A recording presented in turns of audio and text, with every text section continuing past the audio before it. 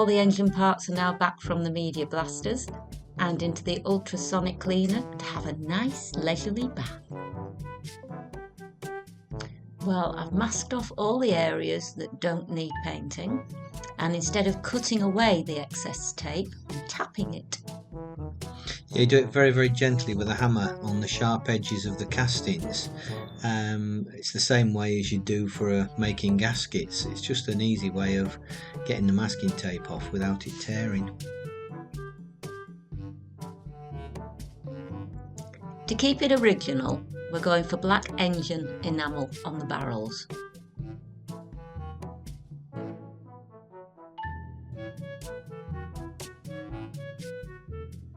And for all the aluminium parts, we're going for silver engine paint.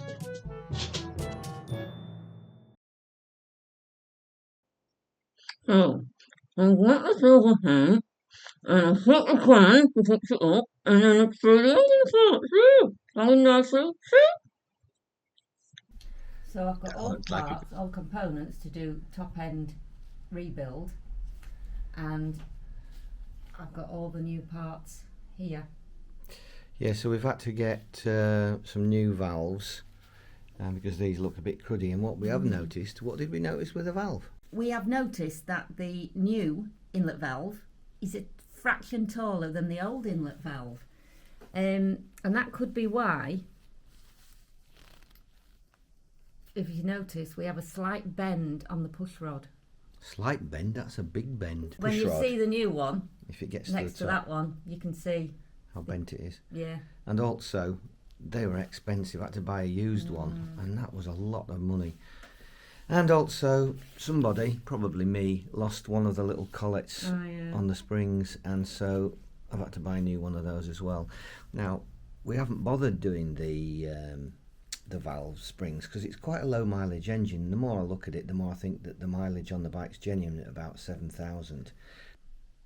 The tolerance needs to be between 23 and 24.5, so we're going to test it now.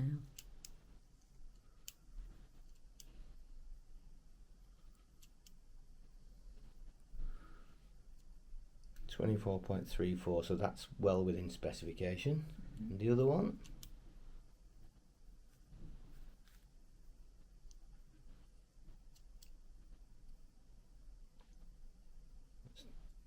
24.1, so that's well within spec. So we didn't need to replace those valve springs, they're fine.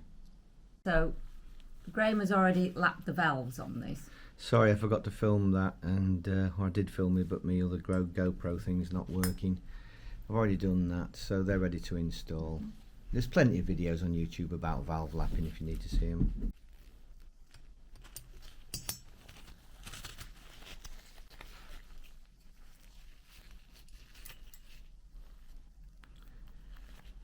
That's the spring and collar in place, and now we're going to use the spring compressor to get the collets in. Oh, I've done it again. It's times like this you're glad your sister's a dentist. Use dental tools. That one's in, the other one needs to go forward. This one? Yeah. Oh. That's it, you've got it. I've Perfect. got it, right. Okay, now? Just undo that. That way? Yep. So those collars have gone in nicely, so it's just a case of doing the other side now. Oh. Now the tricky bit of getting the barrel back on again. Now the good thing about Honda engines is they do have this quite pronounced lip here on the edge, which does enable you to compress the springs with your fingers.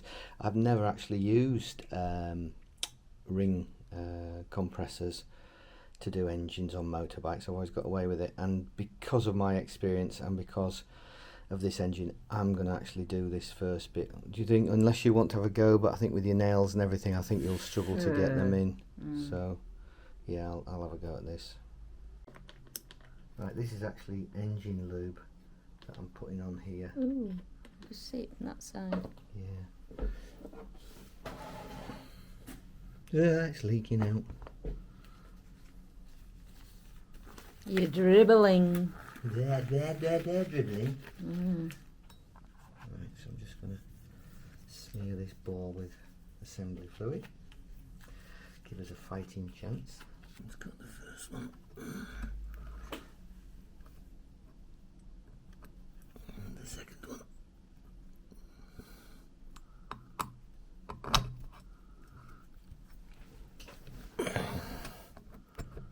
And the third one. Now it's just the oil ring to go. That's it. There we go. Result. Oh, it's that way around. So that was relatively easy. And that goes down in there. I've actually prepared the surfaces as well of these bits. There we go. There we go. Woohoo! Perfect. So that wasn't too painful. As I say, it's just it's an experience thing, fiddling them through. This gasket looks weird, but it is supposed to be the right set. If you remember, when we took the bolt out of here, it had a lot of build-up on it. Washers. Yeah. To build it up, and we thought the thread had gone. Yeah. But it turned out it was just the wrong bolt. Yeah, they'd put in a completely wrong bolt, so I just swapped the other one from the other side and tried it, and Fitted. it fitted. So they're the first two to go in.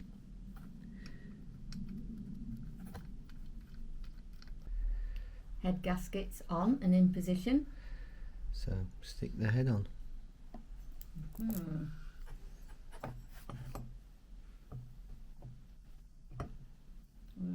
Oh, got that. Yep. They're in. Right. Wait, it doesn't feel like it's on. It's not flat up, is it? There it is. Right, now we need to put the bolts in. Right. This is along one of these, and it goes right down to the back here. Pulls. Okay, so this is the one with the bracket on. Okay. And this one. I'd just put a bit of lube on that, Tina. Yeah.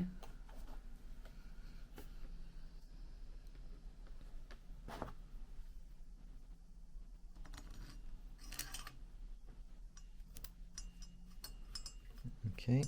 Yeah, shall get them all started. The reason for that, I mean, you wouldn't normally, but because this has all been sandblasted, just want to make sure that the threads encounter properly. We've had to abandon the torque wrench because it's too big for the job. The range isn't sufficient. No, it's actually a lot less than the torque setting is a lot less than the minimum of that one. These have all been tightened up now with the help of somebody else's strength. Yeah. And these are the push rods that are going in now. Right, so yeah. Yep. Right, we've put a little bit of lube on both of these to help. When they get sandblasted, everything sort of gets, even though they're cleaned and they've had petrol on them, they're still quite dry, or very dry. What's the other one going on? So now all we have to do is put feeler gauges underneath there, under these bits here, and set them up. Well, we're getting near to the end now, but just a couple of jobs left to do, and the first one of those is to adjust the tappets. To do that, we just prise off this cover.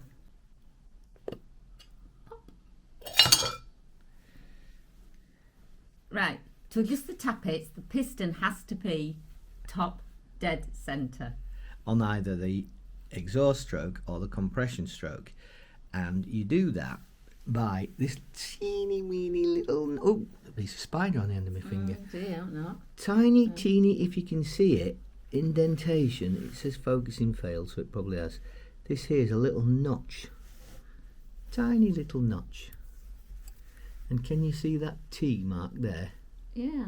Well, next to it there's a little Groove. Yeah, there. Yeah, and they've got to line up. Okay. So that and that have to line up. Yeah.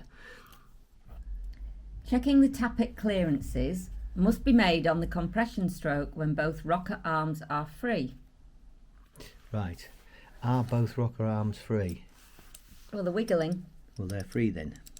They're free! Now, free. because we've put these in, what we're going to do is just take this back a full revolution till it's on the other stroke. Right. If you don't know the strokes of 4-stroke engine, then look them up. You're recording? Yeah, no. You're recording. Nothing. It's well, okay. So, where's that T mark? Right, now that will be on the exhaust stroke now. It's still lined up again, but it's 360 round. Are those tight?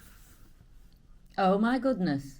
So that is the... It's magic. I know, so that was the other one. So we need to take that back round again so that they come loose, because that will now be on the compression stroke. Yes, I could see them, yeah. I don't quite get that on this engine, but anyway, that's what it says.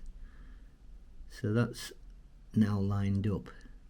And with not having the spark plug in, of course, it makes life a lot easier because for turning it. So now we've got to set those tappets to, what does it say in the book, Tina?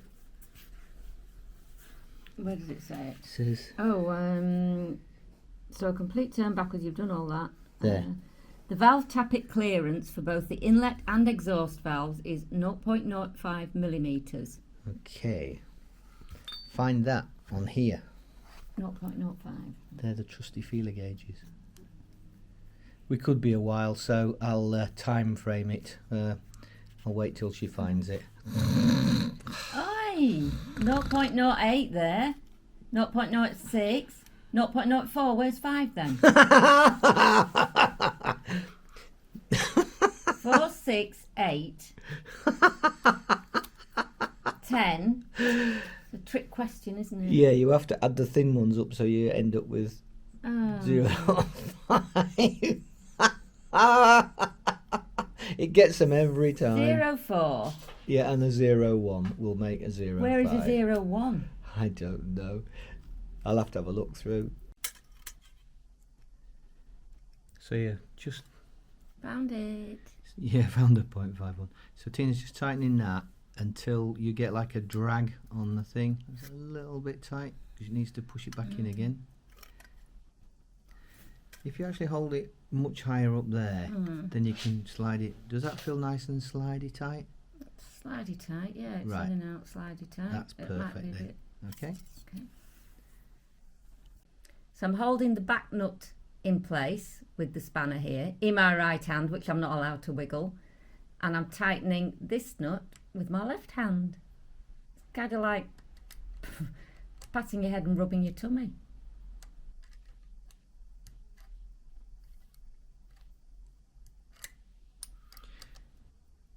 Ooh, feel that tightening. Right, okay, so we'll just check that and then we do exact same thing on the other side, and that is the tappet set. This is the compression lifter, and that fits in there. Okay, spring's located on there, that's right. Right, the only thing you need to do now is put this circlip back on. If you remember when you took it off, it flew all over the room. Yeah. So where does it fit? We had to admit defeat. Graham had to have a go at this. Defy me. Come on, you smeg.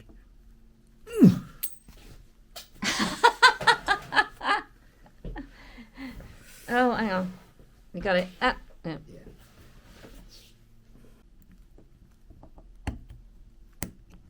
Okay. Yeah, that's working fine with the spring. Good. Right, we've got a new rocker cover gasket. And we need to get this. Can I be the glamorous assistant? Well, you can be the assistant. I don't know about the glamorous.